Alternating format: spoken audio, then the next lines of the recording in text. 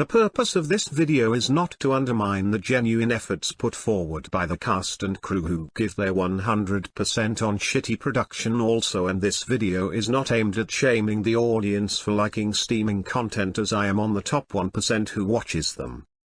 So guys, the YouTube run of Love with Benefits ended on Wednesday, which I would consider to be among the worst BLs of 2021.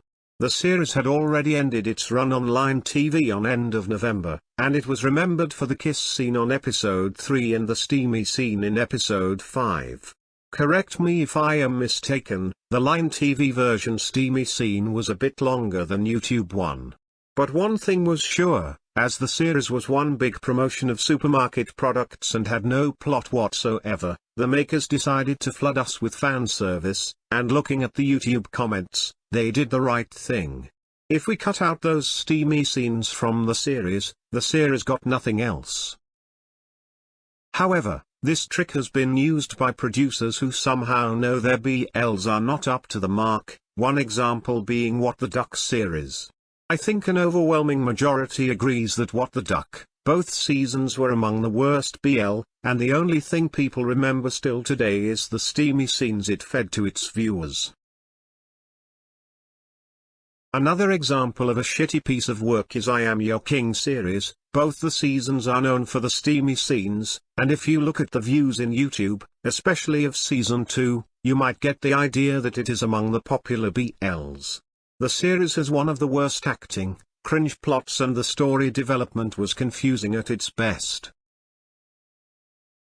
But if you look at the trend, these cringe ones are the ones which were able to have second season. Recently, there was a series which was solely remembered for the steamy scenes only, and yes, you guessed it right, it is Niamrak or So Much in Love. It was another cringe fest, still the viewers were there every week to watch the steamy scenes. And good news for you guys, this BL is also having a second season which will be called The Victory Academy, and one thing is sure, they will have a lot of steamy scenes. Those were the cases of worse BLs being popular with the sole help of steamy scenes. Nevertheless, even the good ones also need some steamy scenes to get popular. I think among the viewers, more importantly international ones, very few have watched Tharntype the series from first episode. Then, even though it was available in Line TV, people opted out from watching, and it was only from the steamy scene from episode 4, the series was able to generate views. The long steamy scene involving ice became viral, the chunks were shared all over Twitter and Line, and even till last episode, most of the viewers were expecting steamy scenes. Even in the second season, nearly the first half of the series had no plot, only the lead actors doing steamy scenes. The director of Tharntype, T. Bundit, knows the power of these steamy scenes, hence, in his next project, Lovely Writer the series, he wasted no time for steamy scene, and put a long kiss in second episode itself, which boosted the views. Similarly, the producer of Tharntype also used the same formula in their next production, Don't Say No. You guys might be surprised by this, but even better series like Bad Buddy also got some real boost after the kiss scene in episode 5. Though I would not consider it steamy, but the viral snippets of that kiss shared on Twitter, IG and Line told another story, especially for those viewers who have never watched that series before. The usage of steamy scenes for mediocre BLs can be traced back to the early days of BL2 with series like Make It Right, where teenage actors were made to perform it. Similarly, one of the most loved series, Love by Chance, also relied on steamy scenes.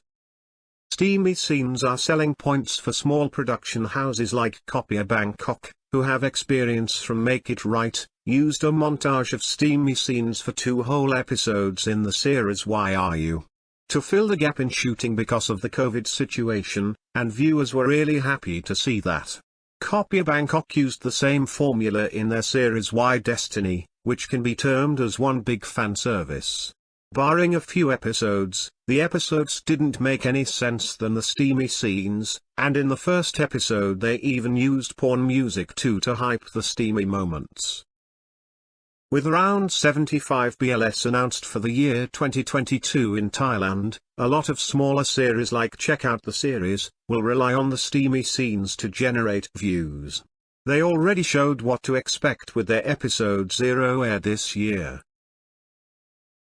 And don't get me wrong, I have thoroughly enjoyed series like Pornographer and Mood Indigo, which delivered the steamy scenes of the next level.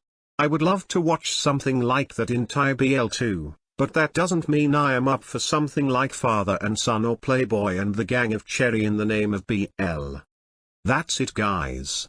Though steamy scenes alone cannot save the series, however, they can get enough views to generate some revenue as well as funding for further projects. What do you think?